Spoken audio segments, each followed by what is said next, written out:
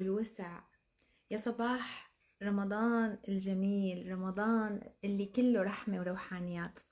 اليوم من المقرر أن يكون ضيفة الرائعة كوتش مها مصطفى، ولكن صار في خطأ تقني بالفيس، فصار أنه قررنا أنه ندخل على الإنستغرام ونجرب، وإن شاء الله يا ربي يطلع يعني يزبط ويطلع اللايف بأفضل وأحسن احتمال.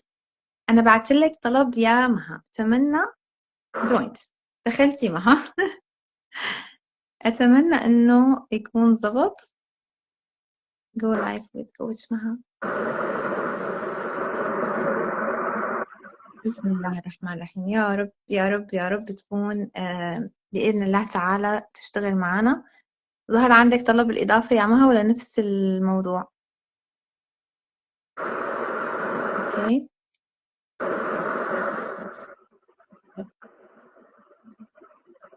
وصلتك الدعوة يا مها؟ خلينا ننتظر شوي، بياخد عادة وقت.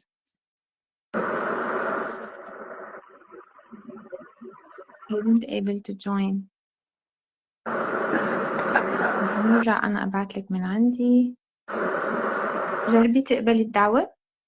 بسم الله يا رب يا رب. اليوم لايف. أهلا يا وأخيرا وأخيرا. وأخيرا الشاشة نورت. حبيبة قلبي، لا خلاص حيصير كونتاكت النور كده، مش يمكن كان في مشكلة أنوار زيادة يعني. فكنا محتاجين تريفاز، فخلاص الحمد لله. وأخيرا الحمد وأخيرا شكرا لله. شكرا يا مها على الاستضافة، ويشرفني الحمد إنه أنا لله، أكون معاكي. ده شرف ليا كبير جدا. حبيبة قلبي يا كوتش مها، يعني إن شاء الله تعالى خلينا نبدأ. حيصير بالوقت المناسب والتوقيت الإلهي يا المناسب. رب، احنا فات مننا وقت كتير قوي. ونحن كمان خلينا لا إن شاء الله ما في شي ضاع، وأصلا نحن اللايف تبعنا اليوم عن الوسع، فإن شاء الله هذا يساهم بالوسع ويكون بأفضل وأوسع احتمال. إن شاء الله بإذن الله. خلينا نقول إن اللايف النهاردة هيكون مفيد قوي لكل واحدة حاسة إن حياتها مش مظبوطة، ضيقة، حاسة إن شغلها وعلاقاتها خانقاها. لو عندها فكرة مش أحسن حاجة أو مش لطيفة عن قدراتها أو عن إمكانياتها، فاللايف ده هيكون مناسب ليها. خلينا نقول إن اللايف مش هيكون نظري، إن شاء الله هيكون في حاجات عملي بإذن الله تساعدنا إن احنا نطبق اسم الله الواسع في حياتنا. إن شاء الله. خلينا في الأول إن شاء الله بإذن الله. خلينا الأول نعرف الناس بينا. أنا لايف كوتش مها مصطفى، وممارسة علم نفس بإيجابي، ومعايا كوتش إيناس اللي اتشرفت بيها جدا، مدربة الصحة الشمولية. أهلا بيكي. حبيبة قلبي حبيبة قلبي. ربنا يخليك. بس تعريف، ما حطول بالتعريف، بس تأكيدا على كلامك وعلى نحن أصلا اللي جمعنا مبدأنا إنه نحن، وأنا أصلا لما درست الصحة وآمنت بأنه الصحة تبدأ من الداخل إلى الخارج، وهذا اللي خلاني حتى أشوف الأمراض والتحديات الصحية اللي مرقت فيها أو اللي بيمرقوا فيها عملائي هي جزء من تجربة التوسع. وإن شاء الله خلال اللايف والأسئلة اللي حتطرحيها ممكن نوصل المعلومة كيف حتكون فعلا، بدل ما نحول التحدي بحياتنا لعائق يكون هو سبب أو هو أداة الوسع إن شاء الله. إن شاء الله النهاردة هنقدر نفهم إزاي نطبق الساعة دي في حياتنا. مظبوط. بإذن الله. إن شاء الله. فسؤالي ليكي في أول حاجة، إحنا ليه دايما بنخاف إن الفرص تخلص؟ ليه دايما بنخاف إن نصيبنا هيروح لغيرنا؟ دايما عندنا عقلية الندرة. تقدري توضحي لي ليه دايما العقلية دي بتبقى موجودة عندنا؟ ليه دايما تفكيرنا الأولاني بيجي في النقطة دي أو في الحتة دي؟ أولا خليني لكم شو لعبة الشيطان بالدنيا. ليش نحن دايما بنحس الندرة؟ لأنه الشيطان بينسينا، أو هو إذا في شغلة واحدة بيشتغلها الشيطان هو إنه ينسينا حقيقتنا. خليني لكم اوكي. حتى ما نطول اللايف أكتر، خليني أشرح لكم أنا شلون بشوف الحياة أو شلون بشوف التجربة الأرضية بكل اختصار. أنا اللي بشوفه إنه أنت كبشري كجسد أنت جهاز كمبيوتر، والبرامج اللي بداخلك هي النفس، وممكن كمان ندخل العقل، يعني الأفكار والمشاعر هي البرمجيات، فهي النفس والعقل. وأنت الحقيقي ليست الكمبيوتر ولست البرمجيات اللي داخلك، وإنما أنت اللاعب اللي قاعد ورا الشاشة. طيب، بمفهومي وبإيماني اللي وصلت له اليوم بعد سنوات من الإخفاقات والتجارب اللي مرقت فيها، ومن كمان أساتذة علماء يعني عظماء علموني إنه أنت الحقيقي هو وعي شامل يوجد فيه كل الأجوبة، كل العلم، كل القدرات، كل الأدوات، كل الفرص. وبمعنى أدق، أنت أصلا الفرص اللي أنت متخيل إنها ضاعت منك، هي ما ضاعت منك، لأن أنت أصلا الأهداف تبعك تحققت أصلا خارج الزمان والمكان. في عبارة جميلة امبارح قرأتها، إنه الزمن ما في شيء اسمه زمن، أما الزمن هو الفاصل بين الأحداث التي تقع في المكان الصحيح. فتخيلي مها إنه نحن كلياتنا عنا أحداث بحياتنا هي صارت أصلا، لكن نحن ممنوعة إنه هي صارت، لأنه نحن مقيدين بموضوع الزمان، مقيدين بكذبة الزمان. لو آمنت إنك أنت جواتك كل القدرات وكل العلم، وأنت أصلا الفرص موجودة وتحققت، وأحلامك تحققت بزمن خلينا نقول بمكان آخر غير الزمان والمكان الأرضي اللي أنت محشور فيه ومفكر حالك إنك أنت الجهاز. ليش أنا بحب تجربة الجهاز؟ لأنه بتخليك تعرف إنه الحياة اللي أنت عايشها معها هي عبارة عن جيم بقلب هذا الكمبيوتر، ولست أنت الحقيقي، أنت عم تختبر الأرض. اليوم الصبح على سبيل يعني سبحان الله الإلهام، جتني آية هيك أول ما فتحت عيوني فأعرف إنه هي إلهام. ومن يوقى شح نفسه فأولئك، أنا بكتب الآيات كل ما أغلط، فأولئك هم المفلحون. ومن يوقى شح نفسه فأولئك هم المفلحون. إذا أنت إمتى بتشعر بالندرة؟ لما تكون مقيد بنفسك، يعني أنت النفس هي اللي عندها شح، النفس هي اللي عندها خوف، وعندها إحساس بأنه في شيء رح يخلص منها، لأنه النفس محدودة ما لا وعي حقيقتها. فلذلك كتير مهم انك تتذكر بانك انت عندك كل شيء، ما في شيء حيروح منك، لانك انت اصلا بداخلك كل شيء، وزمن وصولك له هو حسب سعتك، وهذا الشيء اللي حنحكي عنه بعد شوي. يعني خليني ألخص اللي انتي قلتيه. يعني أي حاجة نقدر نوصل لها في حياتنا لو احنا فتحنا الآفاق لنفسنا ان احنا نحلم بيها، وان احنا نحط في دماغنا ان احنا كده كده هنوصل لها. اي حاجة بتعوقنا للوصول للهدف ده هي مجرد زمن مش قدرات. هو مو بس مظبوط. زمن مها، هو مم.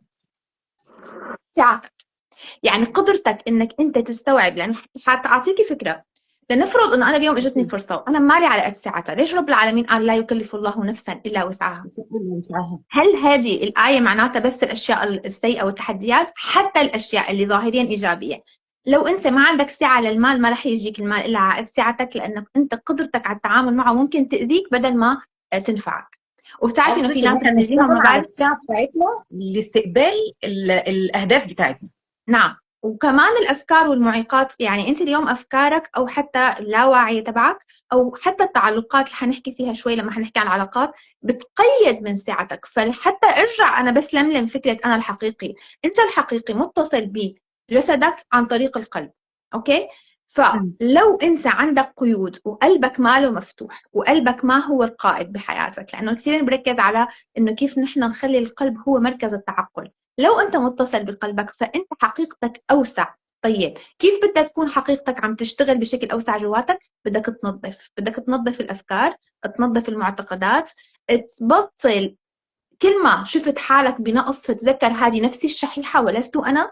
وعادي تختبر مشاعر سلبية، لأنه نحن اليوم جايين على الأرض بنفس وبجسد، فلكن تعرف إنه هي كطفل صغير بتحتويه، بتعطيه احتياجاته بطريقة معينة، لكن ما بتخلي القرارات تطلع من شح النفس أو من محدودية العقل. يعني نحاول ما نصدقش قلة قدراتنا وإمكانياتنا. نعم. حلو. طب خليني أسألك سؤال.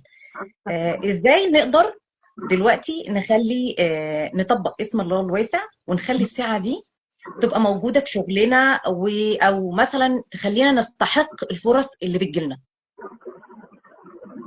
خلينا نتفق على شيء كتير مهم، إنه شغلك أنت لحتى يجيكي مثل ما حكيت معها يعني فرصة لحتى تجيكي، حنستوعب فكرة كتير مهمة، إنه أنت عندك فكرة، أوكي، عندك نية عقلية اللي هي أكيد. الهدف. أنا عندي هدف بشغلي أوصل لمال معين، أنا عندي هدف بشغلي أوصل لعدد متابعين معين. فاسأل حلو. نفسك قبل ما تقول إنه أنا بدي أوصل لهذا الهدف، هل أنا عندي استعداد له؟ بصدق. ومو من باب إنه أنا ما عندي استحقاق، لأن حتى كلمة استحقاق صار فيها لعب كتير، صار فيها استحقاق معناته إنه أنت مثل سيء أو جيد، فإذا أنت جيد حتستحق. لا، هي مو هيك، هي مثل شيء حيحق. فكيف بده يحق هذا الشيء إذا ما في له استيعاب ومكان جواتك؟ فلو أنت ما وصلت لهذا الهدف، اسأل نفسك شو الشيء اللي بدي أتخلى عنه لأوصل لهذا الهدف، لحتى أوسع لهذا الهدف. هل أفكار؟ حلو. هل تعلقات؟ تعلق بالذات مها شو معناته؟ التعلق هو انك انت شايف الشيء اكبر منك، فهو ينفي فكرة انك انت عارف حقيقتك. فبرجع بقول لك انت لما تعرف حقيقتك حتوصلك الاهداف، حتوصلك الاهداف، او حتتقبل فكرة انه الاهداف اصلا تحققت ببعد اخر، وشهودي لها على الكرة الارضية او انت تشوفها كبشري الان، بس هو matter of time على هوا جهوزيتك وسعتك. ليش هذا الشيء مهم؟ لأنك أنت حتعرف مثل ما حكيت إنه رحمة بالله الهدف ما رح يوصل لحياتك إلا لما تكون عندك استعداد له، فتتقبل اللي أنت فيه هلا، تستمتع باللي أنت فيه هلا، لأنك أنت واعي إنك أكبر من الهدف. أما سواء بشغلك أو بعلاقاتك، أنت اليوم لما تتعلق، شو معناته؟ انك انت شايف الشخص اللي قدامك، الهدف اللي قدامك، الشغل اللي قدامك، المتابع اللي قدامك، المال اكبر منك، هذا ينفي حقيقته، فانت لا يمكن انك توصل له، ولو وصلت له حتوصل له بعناء وعذاب، وممكن يضيع منك بلحظة لحتى ترجع تختبر حقيقتك. فلا تعالى بحثنا باختبارات لحتى نعرف نحن مين. حلو. يعني دلوقتي ان لو احنا ما اشتغلناش على الساعة بتاعتنا، ده هيتحول لعناء وشقاء. طول ما انا طب بسعى للهدف وانا مش ساعته، فكل ده هينعكس على حياتي في نفس بالسلب. الوقت انت شايفه هو اكبر منك، فانت طول ما شايفه هو اكبر منك، فالهدف كيف بتبذل بيصير؟ مجهود كبير، وما بيبقاش فيه يسر في الوصول اليه. نعم، لأنه عندك يقين جواتك إنك أنت عم تعبد الهدف وليس عم تعبد الله. هاي كمان يعني فكرة مرة سمعتها، إنه نحن لما بنكون شايفين الهدف كبير، فأنت حاطط مركزيتك الهدف، وكأنه هو الكبير، فأنت بيسحب من طاقتك، بيسحب من طاقتك حتى تستنزف. لو أنت رايح على الهدف وأنت مركزيتك الله، فأنت عم تشحن من الله اللي هي طاقة لا تنتهي، فتوصل لهدفك مم. بيسر وسهولة وأنت مشحون أصلاً. لأنه مو الهدف اللي عم أيوة. يعطيك القيمة، ولا الهدف اللي عم يحسسك بالكبر، وإنما الله تعالى، وموجه أنت هدفك لله تعالى. فكل شيء بدك تعمله بالحياة أنت أصلا عم تعبد فيه الله تعالى. في نقطة كتير كانت مهمة عم تحكيها، بس حسيت إنه كأن راحت مني. ما في مشكلة، هلا بتظهر بالأسئلة الجاية إن شاء الله. اوكي، خلينا نقول ان النقطه اللي انت كنت بتتكلمي عليها، اللي احنا نعبد الهدف مش نعبد الله. يس. الفكره دي فكره ان احنا نكون مركزين على الهدف بتاعنا وعلى امكانياتنا احنا، مش بقدرات ربنا. ممكن الهدف يكون كبير، ممكن امكانياتي ما تكونش واو ان انا اوصل له، ولكن لو انا بعبد ربنا وعارفه قدراته، وان هو يقدر يديني السعه ويوسع في علمي، ويوسع في قدراتي، ده هيخليني اوصل اسرع، وهيخلي ربنا يسهل لي الطريق بطريقه غير متوقعه. وهتلاقي بقى هنا الفرق بين الناس اللي بتحط نفس الهدف. في ناس بتوصل ليه في وقت قليل، مع يس. ان قدراتها ما هياش اعلى حاجة، نعم. وناس قدراتها عالية ولكن بتاخد وقت طويل عقبال ما بتوصل. هقول لك ده الفرق شو بسبب. هو مها؟ الإيمان قول. والتصديق. اللي قدراتهم انت شايفتيها مو عاليه، هن معرفوا انه هن عندهم قدرات جواتهم. يعني نحن بنشوف كثير من فنانين بيوصلوا لمراتب عاليه، وفي ناس عندهم فعلا اصوات رائعه ما بتوصل. هذا مؤمن انه حيوصل، لانه هو شو عمل. هلا تذكرت الفكره. انت عندك صوره ذهنيه اللي هي العقل. لو ما اختبرتيها مع مشاعر وإيمان حقيقي ما رح توصلي للهدف بحياتك، حتضل صورة بعقلك لأنه هي عبارة عن صورة لستي مصدقتيها. الشغلة المهمة مها إنه كلياتنا فينا كل القدرات، كلياتنا فينا كل القدرات، لكن قديش أنت موسعتي لجواتك، هي اللي بتظهر للناس، هي اللي بتظهر لإلك. قد ايه يعني قصدك قد ايه اشتغلت عليها، على ايماني بيها ازاي، نعم. حسيتها ازاي، بقعد افكر انها واشتغل عليها. يس. مظبوط. وانت عارفة انه ما في هدف اجاكي، لا يكلف الله نفسا الا ما اتاها. فانت لا يمكن كلفتي بشيء او رب العالمين عطاكي، انا اليوم لما اجاني الهام بهذا الكورس بدي اعمله، او هذه المحاضرة بدي اعملها، لو رب العالمين عطاكي اياه يبقى اكيد عطاكي الادوات. مؤمنة بان الادوات جواتك اصلا، كيف رح تظهر؟ انت ما قلتي حتقوي اللي عندك، حتسعي، حتقرأي، حتتعلمي، حتطوري، لكن في جواتك علم اصلا. فهي مو هو الله حيعطيك اياها، بس هو اعطاك اياها اصلا معها. انت اليوم نزلتي على الارض علم الانسان الاسماء كلها، بس قديش انت قادره تختبري اليوم، قديش عندك معتقدات، قديش عندك تعلقات، بدك تفتحي مساحه. وهذه هي فكره الواسع. خليني اقول وسعي. لك على النقطه دي. في بدايتي خالص قبل ما ادخل مجال الكوتشنج، كنت عارفه عندي فكره السعي، ولكن مش عارفه ازاي، يعني الطريق اللي المفروض امشيه ايه. فبدات اخد فكره السعي ان انا اي باب هيتفتح قدامي همشي فيه، وهشتغل على نفسي ان انا هو ده طريقي. وفعلا كنت كل ما ادخل طريق وامشي فيه يتفتح لي ابواب تانية امشي فيها، يتفتح لي حاجه تانية اعلى واكبر لحد ما وصلت لمجال الكوتشنج. فعايزه اقول لك ان الفكره دي فعلا ان احنا ربنا طالما انت عندك ايمان بنفسك وان انت هتقدري تعملي حاجه وبتسعي في النقطه دي، ربنا بيفتح لك ابواب في الطريق وانت ماشيه، بتشوفي فعلا اسم الله الواسع في حياتك. بدليل انه رب العالمين شو قال؟ وان ليس للانسان الا ما سعى وان سعيه سوف يرى ثم يجزاه الجزاء الاوفى. فانت اليوم سعيك مرئي وسعيك مجزى، لكن مو معناته انك انت ما تعمل شيء، ولا معناته انه على قد سعيك بس حيجيك، انت حيجيك الجزاء الاوفى، حيجيك الزياده من عارفه الله تعالى، في نقطه حيجيك هنا جنود. مهمه قوي. في ناس بتفتكر ان هي وهي قاعده كده وبتدعي ربنا انه ده سعي. نعم. انت فاهماني؟ هذا تمني وليس اختيار. بالظبط. هي ما لنا فهنا اختيار، في انت مالك اختلاف بين عم. السعي الحقيقي. السعي الحقيقي دعاء سعي، ولكن لازمه حاجه فعليه، حاجه ملموسه تكون بتعملها مع الدعاء. فزي ما بنقول هو الحاجه دعاء مش وإيمان، بتيجي على طبق من هي بس دعاء وإيمان. من فضه. يعني بتكون في سعي وفي دعاء بس ما في إيمان. يبقى احنا كده إيمان وصلنا ان حقيقي. الساعه بتيجي لما بيبقى فيه سعي وايمان ودعاء. مظبوط. الذين آمنوا وعملوا الصالحات. نعم.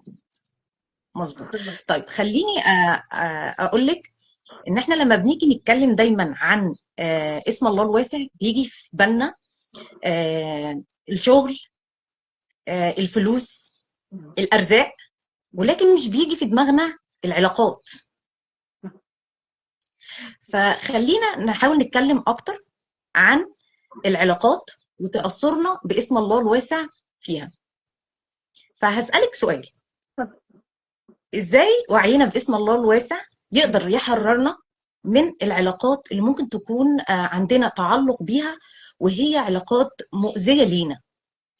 كم يعني أنت بدك من تركز على. من علاقات أوكي كمل. كم من علاقات في حياتنا بتبقى علاقات مؤذية في حياتنا. م- يعني واحدة عندها حد من قرايبها بيديها بتجيلها منه علاقات، يعني مشاعر سلبية. أوكي. آم، بيوجه لها نقد دائم، او واحده جوزها هو ده الاسلوب اللي بيتعامل بيها معاها، وهكذا. وفي نفس الوقت هي متعلقه بالشخص ده، مش قادره تتحرر منه. فعايزين نعرف منك وجهه نظرك في النقطه دي.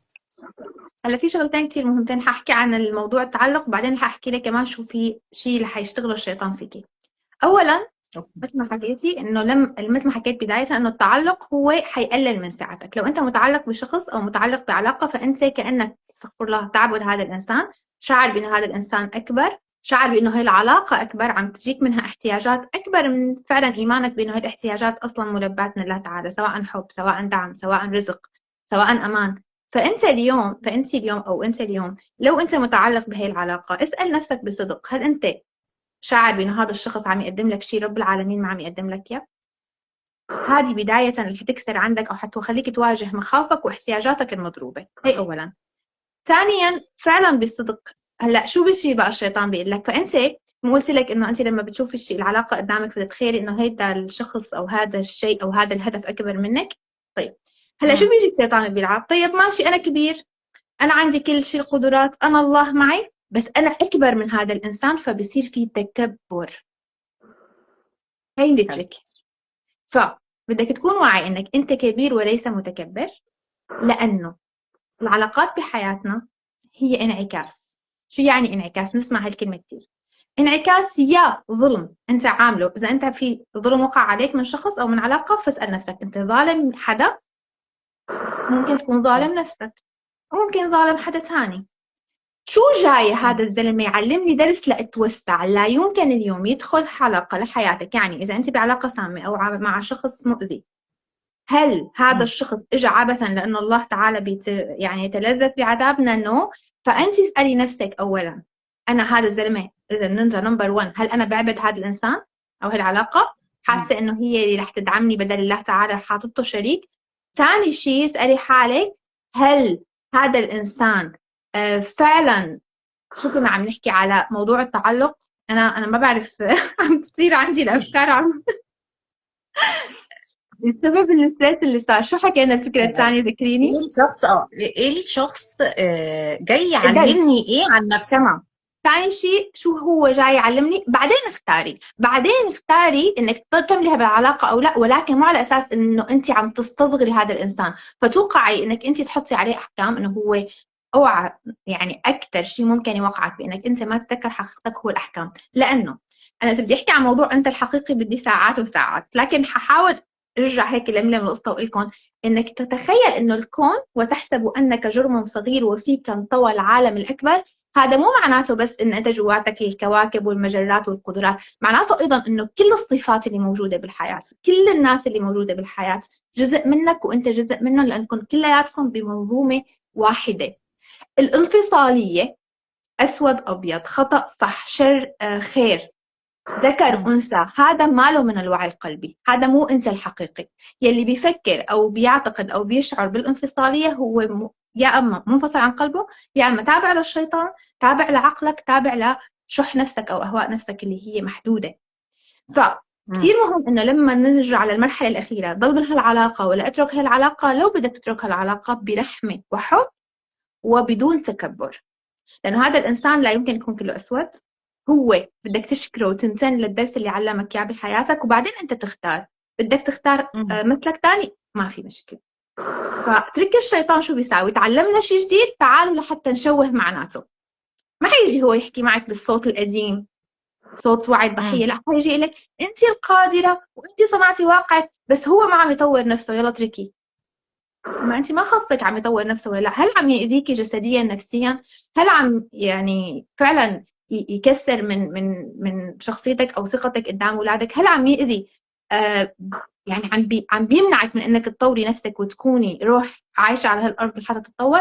اذا كان الجواب صح وانت حاولتي تصلحي، فهون الموضوع. الايه الثالثه عن شح النفس سبحان الله طلعت لي، وهي بسورة النساء: وإن امرأة خافت من بعلها نشوزا أو إعراضا فلا جناح عليهما أن يصلحا بينهما والصلح خير وأحضرت الأنفس الشح. فالله مم. تعالى حتى بموضوع العلاقات والتعلقات ذكر شح النفس. مظبوط. فأنت لا تتعلق بهي العلاقة على أنها يعني أنت أخذي احتياجاتك من الله تعالى كلها، مؤمنة بأن الله هو الرزاق وهو الداعم وهو الأمان وهو الحب، وهذا الشخص جاي يمشي معك بهي الرحلة، جاي يطلع أحسن ما فيكي، حلو كتير بنكمل. أما لو أنت علاقتك بأحسن علاقة على فكرة، وأنت مؤمنة بأنه هذا الإنسان هو إلهك، رح يجيك الدرس والوجع منه فجأة. ممكن تلاقي خانك، تزوج عليكي، سابق. طلقك، توفى. مظبوط. بس يشوف الله في اختبار لسعتنا، حيضغطك هون لحتى تشوفي شو الوسع اللي عندك والقدرات اللي عندك. حلو، يبقى احنا كده عرفنا ازاي اسم الله الواسع يقدر يحررنا من العلاقات المؤذية اللي في حياتنا. نعم. كل ما نكون مفعلين اسم الله في حياتنا الواسع، مش هيخلينا متعلقين بعلاقات، سواء بقى العلاقات دي انا شايفاها علاقات كويسة في حياتي وما اقدرش استغنى عنها، او علاقات مؤذية في حياتي وانا مش قادرة بتجيلي منها مشاعر سلبية، افكار سلبية، فبرضه متعلقة بيها ومتمسكة بيها في حياتي. تمام. ففي كلتا الحالتين اسم الله الواسع بيحررنا من الافكار دي. انه هذا لو المفروض انا هي علاقه جايه توسعك. شو جاي؟ هو الدرس شو يعني؟ انك انت شلون رح يكون عندك قدرات اكثر. ممكن هي القدرات انك هي العلاقه تعلمك انك انت قادره تعيلي نفسك، قادره انك تشتغلي، قادره بانك تتعلمي. انت شايفه نفسك انا بس بدي اقعد بالبيت برنسس وهيك، فتيجي هالعلاقه تضغط عندك هذا المكان لتطلع منك قدرات انت ما كنت شايفتيها. قدرات انت ما تعرفيش عنها حاجة قبل كده. يس. فاسم الله الواسع بيوسع ادراكنا بالعلاقات، نعم. وبيخليها دايما واحنا في علاقاتنا نحاول كأنها مراية بتعكس نفسنا. يعني لو العلاقة دي مش كويسة، فهي العيب مش في الشخص، بلاش احكم على الشخص اللي قدامي، لا، اعكس ده عليا واشوف ايه الرسالة اللي جاية لي منه، ايه اللي محتاجة اشتغل عليه جوايا عشان احسن النقطة دي، وفي الوقت ده بينعكس على العلاقة. خليني بس اقول لك شغله ظهرت لي وانا عم تحكي، انه انت لما بيظهر لك هذا الشخص بحياتك اسال نفسك ليش انا شعرت هيك؟ ليش انا حاسس بالحزن؟ فدايما يعني بدل ما وجهه. اعكس ده عليه يس. اعكسه على نفسي. دايما نحن بنسال ليش صرخ، عمل ليش كده. تصرف، ليش انت وصلك هذا الشعور، ليش انت اجتك هذه النسخه من هذا الانسان.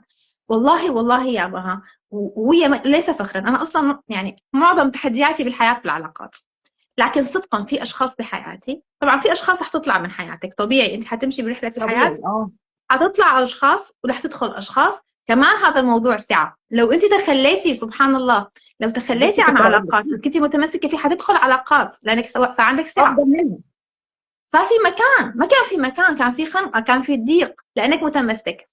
اكثر صديقه كانت قريبه لإلي، بيوم وليله طلعت من حياتي، والله كنت اقول انا بموت اذا بتتركني، كنت اقولها، ولا متت ودخل بدالها عشرات ومئات الناس الحقيقيين.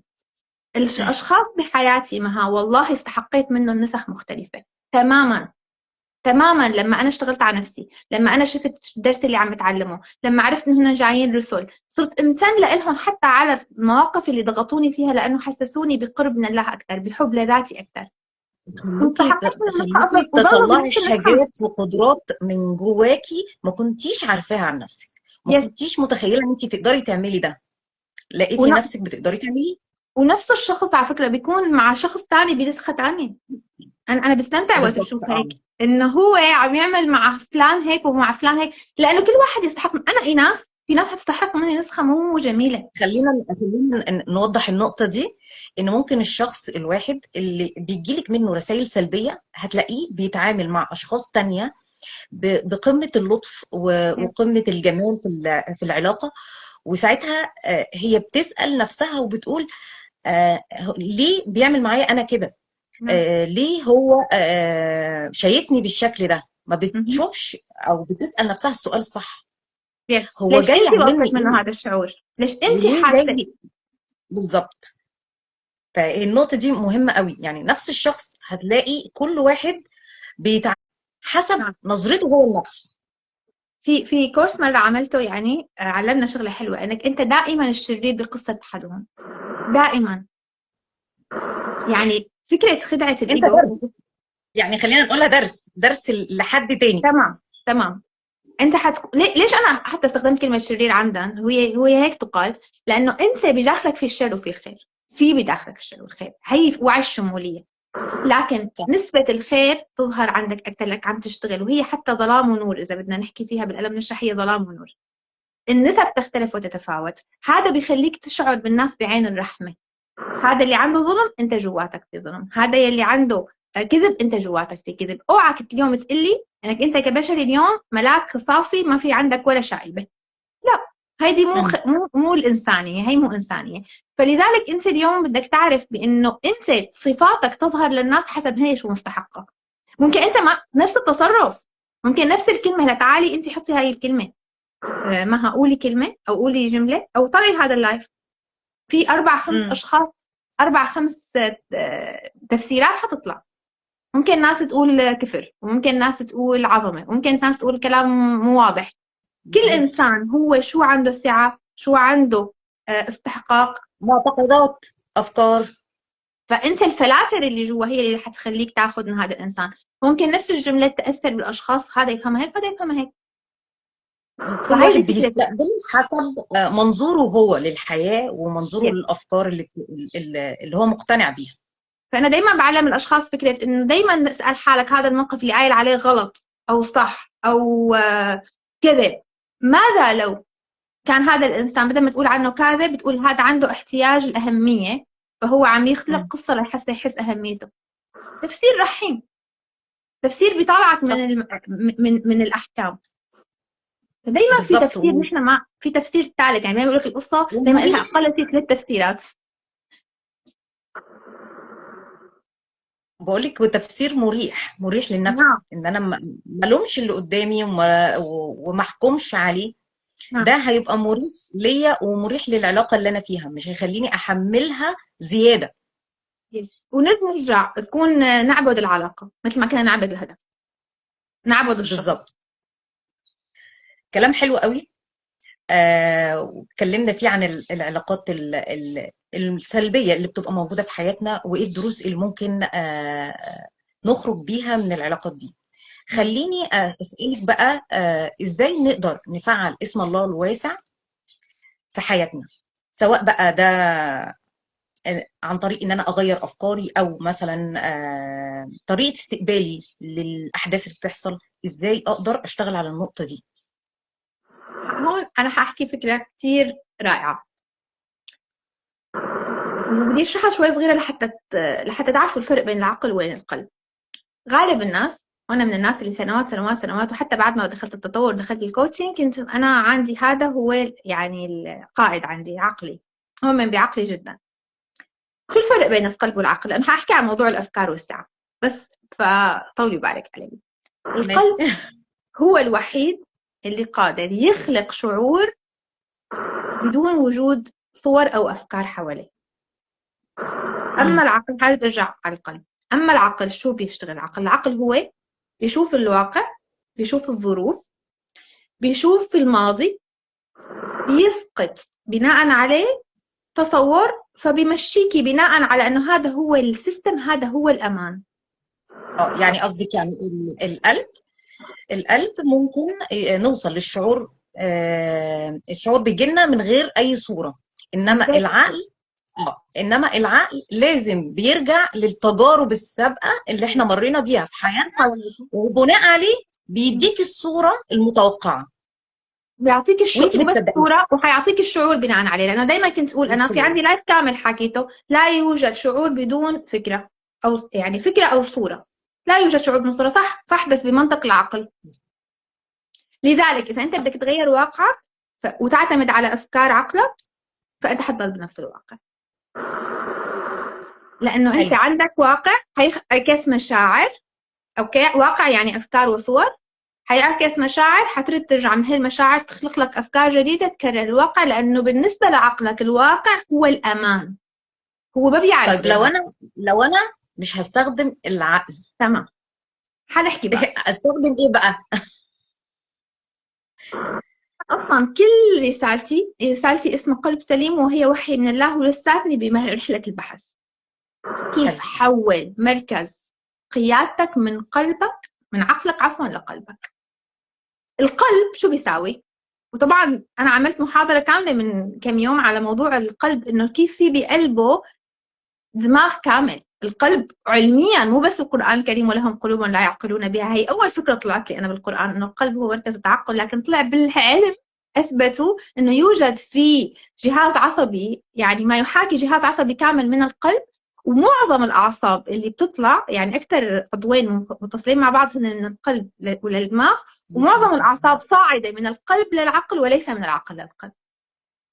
شو معنات هذا سبحان الحكي؟ الله. يعني أنت تخلق شعور. شو هي المشاعر القلبية؟ الحب، التعاطف، الامتنان. الامتنان هو هذا يعني اللي بيجيبه، على حاجة. هذا أعلى حاجة. هذا ليفل الوحش. لو شعرت الامتنان بقلبك حرفيا رح تطلع مواقع عصبية لدماغك تخلق أفكار جديدة تناسب المشاعر اللي قلبك أرسلها لدماغك. فهو مثل بيصير في شعور بيعطي اوردر للدماغ اخلق صور وافكار جديده تناسب هذا الشعور. بعده شو حيصير؟ بعده حيبدا عقلك بناء على هذه الافكار يخلق مشاعر، لانه عقلك هيك بيشتغل. هذه المشاعر حترجع تولد افكار، فانت طلعت من لوب محدوديه العقل بانك انت ضخيت بجسدك حرفيا. مها حرفيا جسمك بصير فيه بروتينات بتدعم جهازك المناعي لو انت فعلت الامتنان. الموضوع مو بس نفسي، الموضوع طب فيزيولوجي. خليني اقول لك انا فهمت ايه من النقطة دي. اللي فهمته ان القلب، لو انت وصلتي لشعور الامتنان من القلب، حتى لو الموقف ده موقف سلبي وكان قاسي عليكي، وانت قدرتي تخرجي منه او تتعلمي منه درس قاسي، فانت تحسي بالامتنان للموقف ده، فبالتالي هيرسل اشارات للمخ ان ده موقف مش سلبي، ده موقف ايجابي. نعم. فبيخلق لك صور. الصور دي بتخلق لك زي نقول فرص جديدة في المستقبل. مظبوط اللي انا فهمته؟ هو مزبوط، بس حارجع انا للمواقف. هقول لك شو الفكره. انت اليوم عندك هدف، سواء بعلاقه انك تحسن علاقتك او تبدا علاقه جديده او تعمل مشروع، اوكي، او هدف توصل لهدف مالي معين. هذه يعني هذا الهدف شو ما كان يكون، لحتى توصل له بدك شغلتين. شو حكينا؟ بدنا فكرة وبدنا شعور. ايوه. طيب لو قلنا نعتمد على أفكار العقل ما رح يخلق لك إلا فكرة موجودة سابقا، فالعلاقة حتضلك نفسها أو حتضلها بنفس الطريقة، أو الهدف المالي أنت حتضلك بنفس المستوى المالي. شو هيجيب بنساوي؟ لك نحن من تجربة بنلعب. سابقة. نعم، نحن بنجيب الشعور من القلب، بنخلي نلعب على الدماغ تصير الأفكار تناسب هذا الشعور. فبندخل طبعا بدك تعمل هذا الشيء بشكل إرادي. انت اول شيء ما رح تكون متعود عليه، انت شربان هاي المشاعر وعايش معاها سنوات. فاللي بتساويه هو انك انت تخلق شعور بتاثر على عقلك فبتظهر الافكار، فبيصير عندك هذا هو الواقع اللي صدقه عقلك. اللي بيصير بقى انه عقلك شو مصدق هذا الهدف، حيجي يلاقي لك طرق لحتى توصل له، حلو. يخليك تتصرف طب انا جالي تصرفات سؤال سلوكيات. كده، جه في بالي تفضل. سؤال. يلا. الشعور اللي احنا هنخلقه، هل لازم اكون مصدقه فيه بس يعني قوي، ولا عادي يمكن جايز؟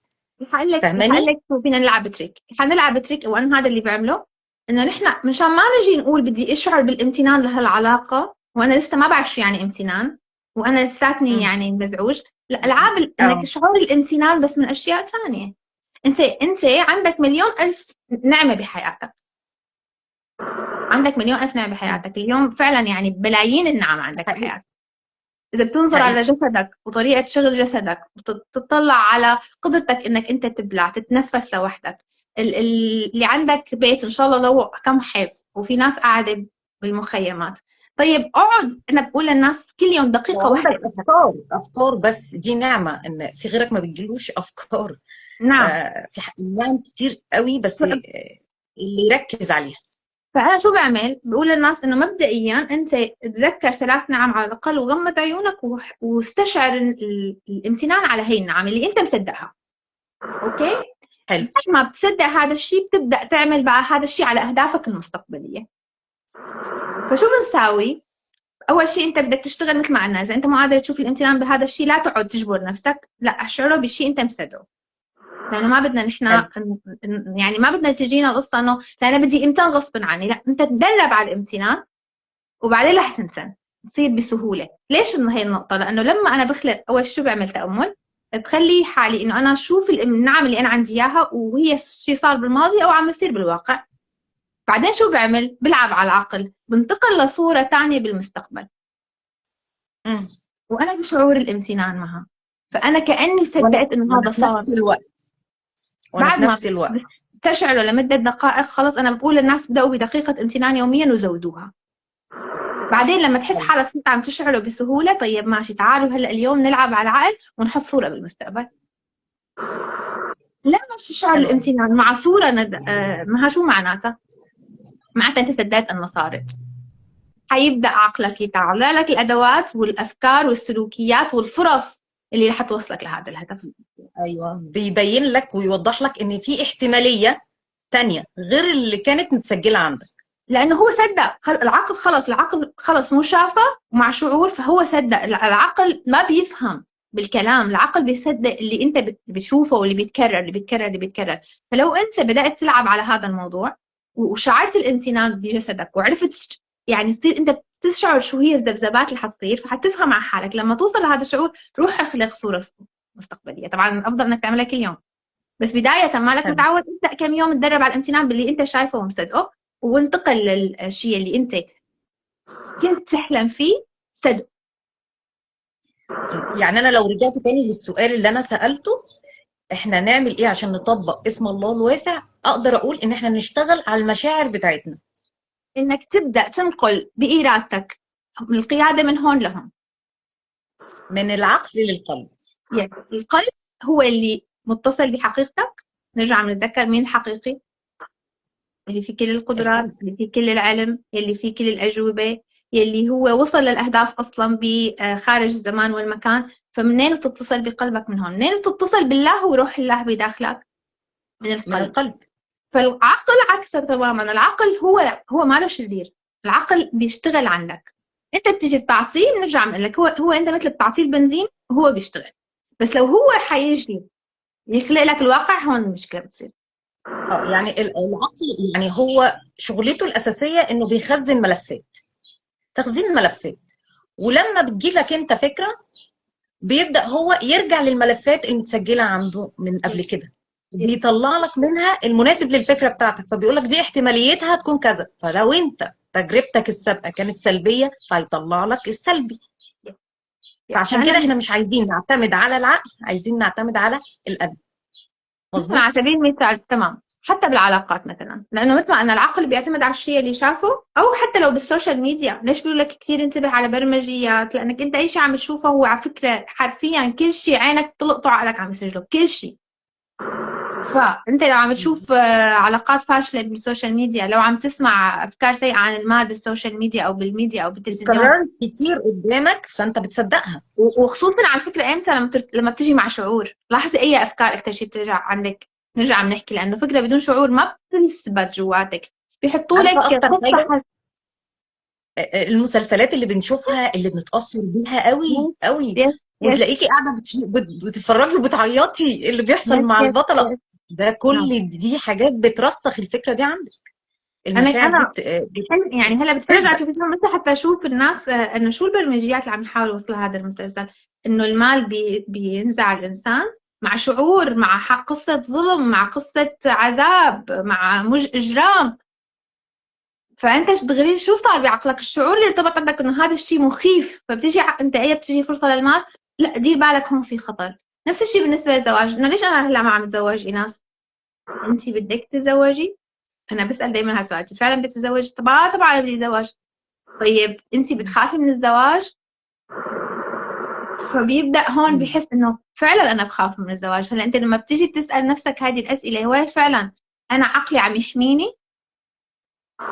فدايما القرار القلبي هو مو دايما قرار ايجابي. ممكن تقول لا على بعض الفرص، لانه كمان لو انت عم تاخذ هالفرصه خوفا مثلا انك انت والله حتعنسي او ما عاد تصير عندك فرصه ثانيه، فهذا قرار مو قلبي، لان هذا يعتمد على المنطق. اللي حوالي والله بحياته ما حدا تجوز بعد ال30، فانا لازم اتجوز بسرعه من شان جيب اولاد، وعي جمعي.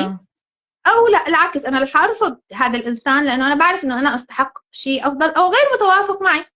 هاي العلاقة ما لها مناسبة بالظبط. لي، أنا بعرف قدراتي، بعرف شو في عندي، مؤمن بنفسي أو مؤمنة بنفسي. أنا رزقي على رب العالمين مو على الرجل بحياتي. أنا بقدر استشعر الأمومة حتى لو ما صار عندي أولاد من رحمي. فأنت وصلت واسع أكبر. شو بنرجع للوسع؟ الوسع هو كبر. أنا أكبر من الشيء، أكبر من الهدف، أكبر من العلاقة. فلما تدخلي العلاقة بدل ما تكوني متعلقة فيها وتاخدي من نفس الشخص أسوأ ما يمكن لأنك أنت متعلقة فيه وعم تعبديه، رح تاخدي منه أفضل شيء لو كان فعلا هي العلاقة مناسبة لإلك. حلو. احنا كده يعني خلاصة اللايف النهاردة اللي انا كنت سعيدة فيه معاكي جدا، واستفدت جدا جدا جدا ان احنا نحاول نطبق اسم الله الواسع في حياتنا، بان احنا نزود السعة بتاعتنا، سعة افكارنا، سعتنا في علاقاتنا. وقلنا ازاي نقدر نتحرر من العلاقات المؤذية اللي ممكن تكون في حياتنا، وازاي ناخد الرسائل اللي بتجيلنا منها وازاي نشتغل عليها. اتكلمنا كمان ازاي نقدر نفعل اسم الله الواسع بان احنا نستقبل الاشارات اللي بتجيلنا من القلب مش من العقل، نعم. وازاي نطبق ده. وخدنا تمرين جميل جدا. فانا مبسوطة جدا معاكي النهارده، وكنت سعيدة جدا باللقاء ده. هو تعبنا في الاول بس ظبط معانا في الاخر. حتى نتوسع. بجد بجد انا كنت مبسوطة جدا معاكي النهارده، وبشكرك. وعايزة اقول ختاما كده ان احنا نحاول ان احنا نطلب من ربنا بسعته وبقدراته، مش بقدراتنا احنا المحدودة، ان احنا كبشر قدراتنا محدودة. فنحاول دايما واحنا بنفكر في الفرص، في الامكانيات، في علاقاتنا، نفكر بالله الواسع اللي عنده سعة كبيرة جدا. زي ما بنقول كده، انت لما بتيجي تطلب من ملك، بتطلب ايه؟ على قد قدراته مش على قد طموحك. هو ده اللي احنا عايزين نوصله، ان احنا نحاول نطلب بسعة ربنا مش بمحدوديتنا. معلش انا فكنت سعيدة بس هيك جدا. اعمل مداخله صغيره. قول يا روحي. انا حبيبتي، بس حتى كلامك كله حلو، بس نقطه كتير مهمه. اللي محدود مو انت الحقيقي. اللي محدود هو النفس والجسد. فكرة شيطانية، نعم. خلينا نقول كده. اه، اللي بيحبك هو افكارك، لانه لا نحن ما لنا محدودين. نحن بس كبشر كجسد كنفس عنا السعة ما بنقدر مثل الحقيقي اللي هو خارج الزمان والمكان بيقدر هذا اللي بيقدر بأي لحظة يجيب أي شيء. وهذا بس كنا احنا مسجلين لما هذا بنفكر على الأرض. بمحدوديتنا نعم. الجسدية. يس انما انت لو عم تفكر فكرنا حالك. بالقلب، انت لا انت بقلبنا. انت اللعبة الجيم اللي عم تلعبها انت مفكر حالك الفيجر اللي جوات اللعبة. هو مو هذا انت. بالظبط. اه، لا. لست بالظبط. الكمبيوتر ولست النفس ولست البرامج. انت المتحكم فيها. هل يعني انت حتهمل الكمبيوتر رح تهمل النفس؟ لا، انت رب العالمين اعطاك اياهم امانه. هي بيت روحك اصلا جسدك. ولكن نعرف انه في رحمه من رب العالمين، فهو على قد ساعتنا انت عم تشهد الاشياء بحياتك هلا. فبتروح من باب انا كبير اكبر من الهدف، حاسعى له، راضي لانه عارف انه رب العالمين ما بيكلفني الا سعتي ولا وسعي. بستعين بالله الواسع لمشاكل اللي بتصير بحياتي او للشغلات الايجابيه، سواء بالشيء السلبي اللي بحياتي شايفه او بالشيء الايجابي اللي بدي اوصله. بستعين بالله طبعا. ولكن عارف انه انا قادر اوصل له طالما رب العالمين وضع فيني المشيئه. فانا اشاء اوصل للهدف وليست اتمنى، اسعى اليه. فالمحدوديه هي مثل ما حكينا بس البشريه هي المحدوده، اما انت الحقيقي لست محدود. وهذا الشيء بيريحك كتير، لانه انت حتى لو ما وصلتي بالهدف بتعرفي انه ممكن في هدف اكبر. مثل ما كنتي عم تحكي كنتي عم تسعي انت. ما هو انا كنت عم بسعى بحياتي مو عارفه لوين. صح. واكتشفت انه الاهداف اللي كنت حاططها اجاني احلى غير، منها بكثير. ايوه، غير اللي انت وصلتي له، لا احلى بكتير. يس. لانك عارفه انك انت اكبر منه. وعارفة إنه في رب العالمين ومؤمنة بالخطة الإلهية اللي هي الأجمل. ومؤمنة ان إيمان. عندك قدرات، ومؤمنة نعم. انك تقدري. فده يس. اللي خلى في فرق يظهر، وخلى فرص حلوة تتفتح قدامك. يس. ونقطة كتير مهمة، إنك أنت دائما باللي أنت فيه هلأ بأفضل احتمال. دائما ذكر حالك لو ما قدرت تشوف الشيء الخير، أنا بأفضل احتمال وأنا بالخير، وشايف صح. الخير، آمن إنه هذا خير. أنا مالي حتى هذا لو مش الخير. حتى لو مش شايف ان ده خير ليا دلوقتي، فاحنا مؤمنين بالغيب. يس.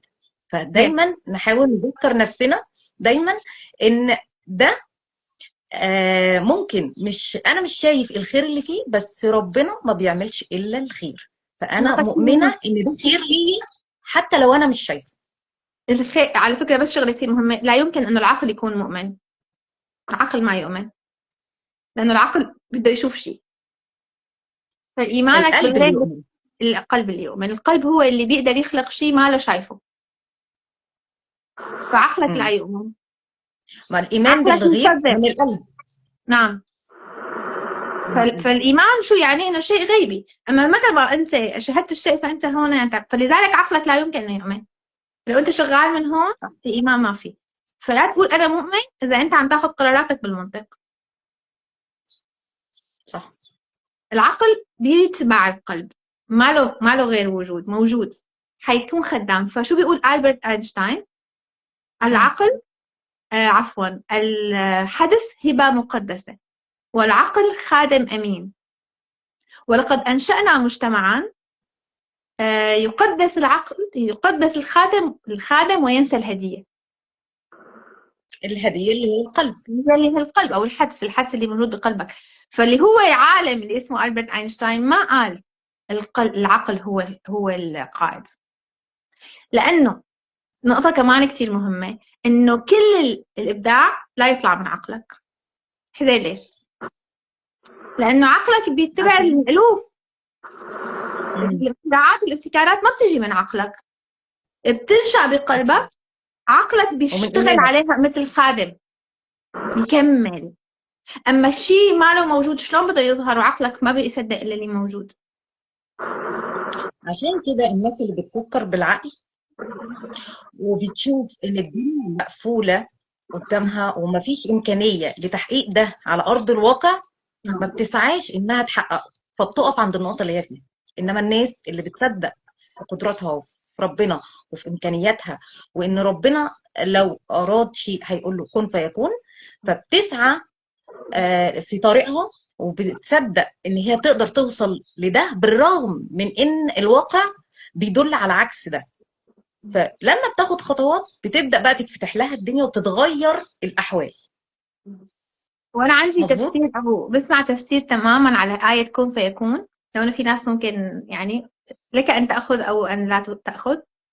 كلمة كن فيكون هي مو بس امر الهي، هي مم. انت كوني فيكون الشيء. يعني انا مو بالشعور تصدقي الحب فيها. لما اكون بالعلاقة، انت شعري الحب توصلي للعلاقة. انت مو بتشعري الغنى لما توصلي للهدف المالي، انت اصلا غنية فالهدف حيتحقق. كوني حلو غنية قوي. يتحقق الغنى. مظبوط. كوني مبدعة. تصدقي في الشيء يس. بيتحقق. فانت مو بس بتصدقي، انت بتكوني بتصيري هاي الشخصية اصلا. فبيقولوا لك مم. act like، يعني حتى في بيقولوا لك fake it until you make يعني it. هي قصدك مش. بتجسديها، يس. بتجسديها في حياتك. يس. فانت اليوم يعني انا عقلية شخص غنيه. بليونير، حتكوني تروحي يعني تشتري انا غنيه مثلا. بعيش بالغنى، نعم. بعيش بفكر الاغنياء. نعم. لما بتجيلي اختيارات بختارها بفكر الاغنياء، مش بفكر المحدوديه. يس. فبالتالي بينعكس ده كده، معناه ان انا بصدق في الغنى في حياتي، فبالتالي بيتحقق في حياتي. نعم. مظبوط. تمام. اسقط هذا الشيء على اي شيء، وبرجع بذكرك انه اول شيء بدك تنتبه لمشاعرك. لانه مشاعرك حتكشف لك انت هلا بقلبك ولا بعقلك. لو عندك مشاعر ضيق، حقد، غيره، خوف، فاعرف انه في وراه فكره عقليه، فانت هون اوبريتنج من عقلك. اي قرار بدك تاخذه او اي فعل بدك تفعله بحياتك، شوف شو الشعور اللي عندك قبل ما تساوي هذا الشيء، شو الدافع اللي عندك.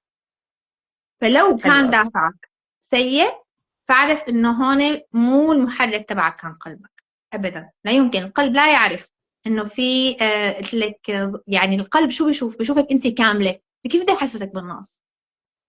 مم. القلب رحيم، القلب عطوف، القلب محب، القلب متصل دايما برب العالمين، متصل بالله تعالى واسماء الله الحسنى بياخد كلها. القدرات، نعم. بياخد قدراتك من رب العالمين. يس. يس. فبالتالي انت بتشوفي نفسك قادره على اي شيء في الحياه، في موقف اي صار هدف انت حاطاه تقدري يعني تاخدي وتستمدي القوه من رب العالمين.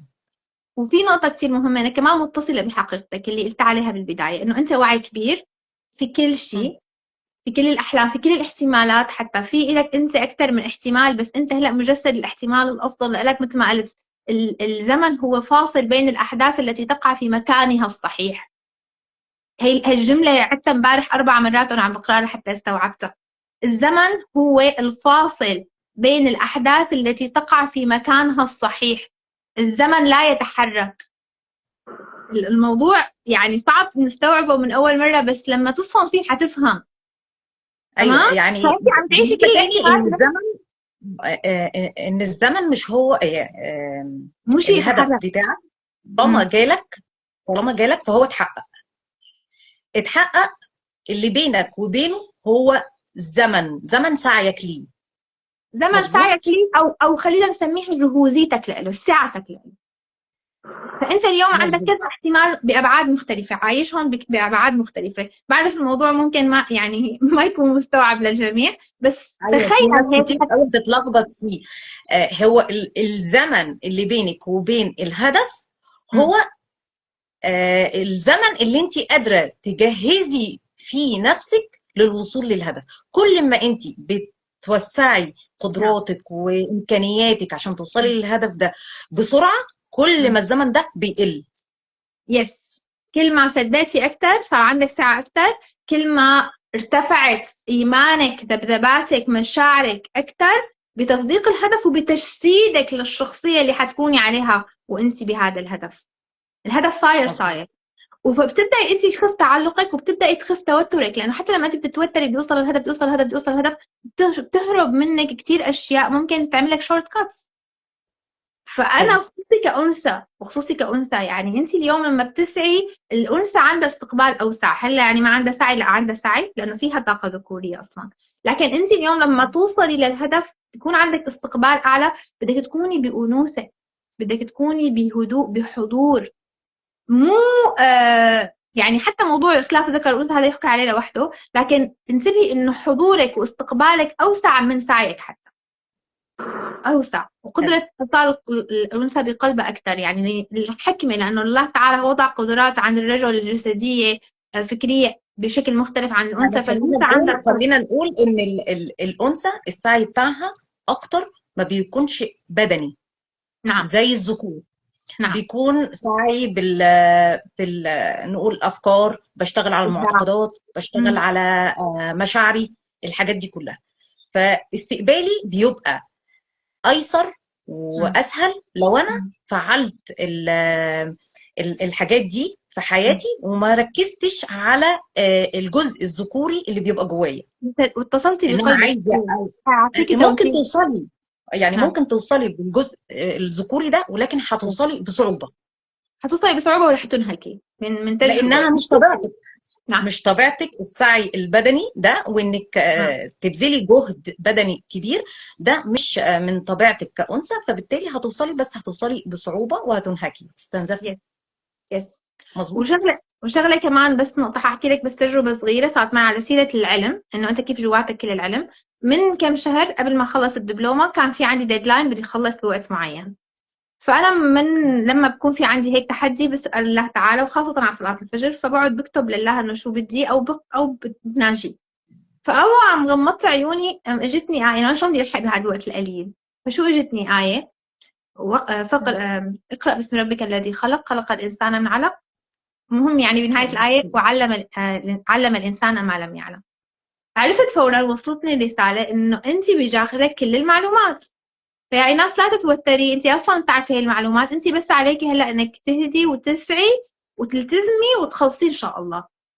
خلصت عدد مهول من الامتحانات بفترة شهور بسيطة. كان ممكن تاخد معي، ما إذا شاء بدي الله. أحكي على المنطق القديم، كنت كيف بعد الدبلوم كان ممكن ياخذ معي سنوات، ما شاء لاني الله. امنت اني انا بعرف العلم امنتي اكبر. انك تقدري، وانك اصلا عندك ال الاساس اللي يس، هتبني انت عليه. بتعرفي اصلا، انت بس عم تتذكري، انت بس عم تسعي، ما انت اصلا وصلتي للهدف، انت بتعرفي المعلومات من قبل ما تنزلي على هالارض.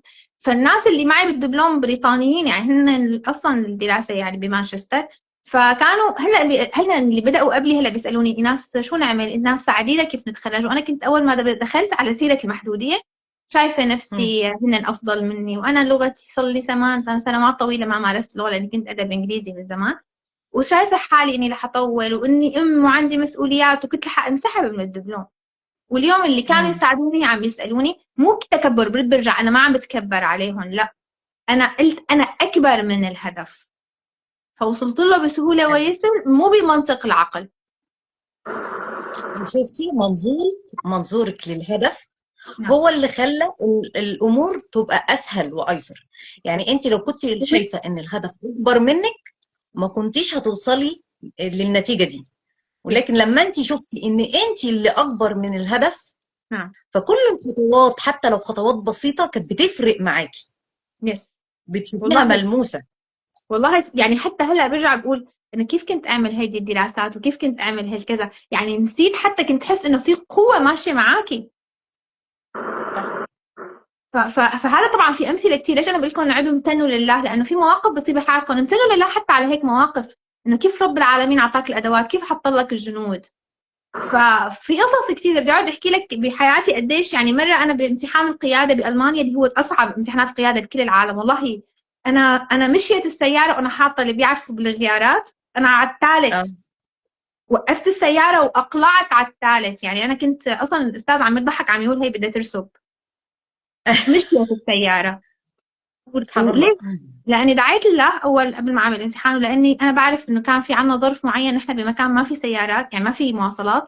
فقلت يا رب، دعيت دعاء صادق، قلت له يا رب اذا بتعرف انه في اذيه انسان على ايدي، او في حدا حي مم. يعني اي شر، فلا تعطيني اليوم الامتحان، لا تنجرحني. واذا بتعرف انه هذه السياره هلا رح تخدم عائلتي والناس اللي حوالي وساعد، والحمد لله الله قدرني ساعد كثير ناس، يعني انه اخذهم ووديهم بعدها، عارف الله انه الحمد لله. حيستخدمني. فانا كنت شايفه نفسي مو بس شايفه الهدف انا اكبر من الهدف، شايفه انه انا اصلا بخدمه نور عظيم، اه. فاكيد رب في العالمين خدمة، رح. ان الهدف ده هخدم بيه ناس تانية. يس. يس، كمان تطلعي بنرجع بنحكي انه العقل لا يعرف القلب لا يعرف الانفصال. انت بتشوفي حالك رحيمه بالناس، انت عم تعملي دائما عم تخدمي. سيره الانفصاليه معها، انه انا هي السنه قررت انه اي حدا حعرف في له خدمه الناس حطالعوا معي لايفات، حنعمل مع بعض مشاركات لو كانوا نفس اختصاصي، لاني انا مؤمنه صح. بانه نحن عم نسعى لخدمه النور كله. نحن ما في انا وانت، في نحن، ايوه، في ما فيش حد هياخد من فرص حد، ما فيش ما حد في حدا حياخذ هياخد من فرصه. رزق حد. دايما في سعي. لأنه رب العالمين واسع، الكون واسع. فأنا شو بعمل؟ بروح على طبيعة مثلا مفتوحة كتير فيها بحيرات وفيها شجر، وبقعد بقول لله تعالى إنه يا ربي من هذه الغنى والوفرة أنا بستقبل أكثر. صح. بتشوفي التنوع، بتشوفي الألوان، بتشوفي إنه هدول كلهم قاعدين مع بعضهم، تتأملي من مخلوقات الله. لذلك من أكثر الأشياء بتحسسني بالاتصال بالسعة الله هو الكون، السماء، وسع السماء، البحر وسع البحر. شوفي رب العالمين كيف بيورجيكي شيء بلا حدود. فشوفي نفسك انت هيك، لانه انت مخلوقه وتحسب انك جرم صغير وفيك انطوى العالم الاكبر. فالكون وجزء منك وانت جزء من الكون، وكل الناس تصدقي ان انت لما قلتي الكلام ده، يعني في حاجة انا بعملها، بس انا يعني ما ببقاش يعني مدركة انا بعملها ليه. نعم. فلما ببقى قاعدة على البحر كده دايما بتكلم مع ربنا باسم الله الواسع: يا رب زي آه. ما البحر ده واسع، اخلق السعة دي في حياتي، يا الوسع حبيبي. يكون في حياتي في علاقاتي. نعم. فدايما يعني الكلام اللي انت بتقوليه ده فعلا الكون. نعم. احنا لو بصينا للكون وعكسنا اسماء الله اللي يس. موجودة في الكون في نعم. حياتنا، هنلاقي ده اثره بينعكس في حياتنا فعلا. فدي تأمل كانت صح. يعني حتى بالظبط. يعني انا بس الخير. انا يعني انا مش بسميه تأمل، انا بسميه ان ما انا هو ايه، فطرتك يا انا مها، بتكلم مع ربنا، فاهمه؟ فطرتك ف فطرتك يعني واحدة. ايوه، بالفطره السليمه يعني. مم. زي مثلا لو انت عايزه تدعي باسم الله الرزاق برضو، وانا ببقى في نفس القعده دي مثلا، يا رب زي ما مم. بترزق السمك في الميه يس. وبترزق كل والطير. شيء، انت قادر ان انت ترزقني وترزق كل حبايبي، فاهمه؟ نعم. فالطريقه دي بتبقى جميله جدا في ان انت تطلبي من ربنا باسمائه. يس، لأنه المخلوقات تطلق على الفطرة، يعني هي لأنه ما بتعرف المحدودية، هي بتعرف إنه في الصبح الله هيبعث لها رزقها، فبتلاقي الطيور، أنا بتأمل الطيور كيف عم بتروح وتجي، بقول يعني يا ربي كيف أنت عم تهديها الطريق وكيف عم توصلها رزقها لعندها بهالإيمان، خلي رزقي يوصل لعندي. وعلى سيرة البحر بالذات، في تشبيه كتير رائع لوحدة اسمها لويز هي، إذا بتسمع فيها، بتقلك إنه مم. أنت رزقك هو إنه أنت تخيلي رزقك هو البحر، الرزق بالكون هو البحر، بس أنت شو ما بعرف شو بسموه أنتم، هذا جيرويل، السطل يعني، الوعاء اللي بتحمليه لتاخذي، فكبري الوعاء تبعك لما تروحي على البحر لتاخذي من الرزق، هو موجود، خلصوا بترجعي بتجيبي غيرهم.